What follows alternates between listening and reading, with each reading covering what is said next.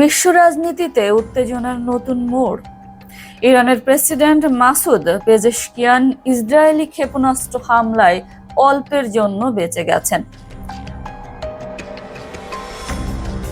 হামলাটি হয়েছিল 15 জুন তেহরানের পশ্চিমাঞ্চলে অবস্থিত সরকারের গোপন নিরাপত্তা ভবনে। সেখানে চলছিল সুপ্রিম ন্যাশনাল সিকিউরিটি কাউন্সিলের বৈঠক। উপস্থিত ছিলেন ইরানের 3 শাখার শীর্ষ কর্মকর্তারা। ঠিক তখনই 6টি ক্ষেপণাস্ত্র ছাড়ে ইসরায়েল। হামলার লক্ষ্য ছিল মূল গেট ও ভবনের বায়ু প্রবাহ বন্ধ করে দেওয়া, যেন কেউ পালাতে না পারে। বিস্ফোরণে প্রেসিডেন্ট পেজেশকিয়ানের পায়ে আঘাত লাগে, তবে তিনি ও অন্যরা গোপন একটি রোড দিয়ে পালাতে সক্ষম হন। এত নিখুঁত হামলা তেহরান এখন সন্দেহ করছে অভ্যন্তরে রয়েছে ইসরায়েলি গুপ্তচর।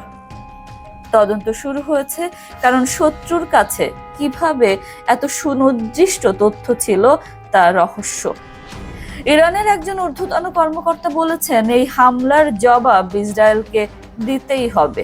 এটা কোনোভাবেই ছাড় দেওয়া হবে না। বিশ্বের শক্তিশালী দুই দেশের এই সংঘাতে নতুন কোনো যুদ্ধের ইঙ্গিত কি দিচ্ছে? আপনার মতামত জানান কমেন্টে।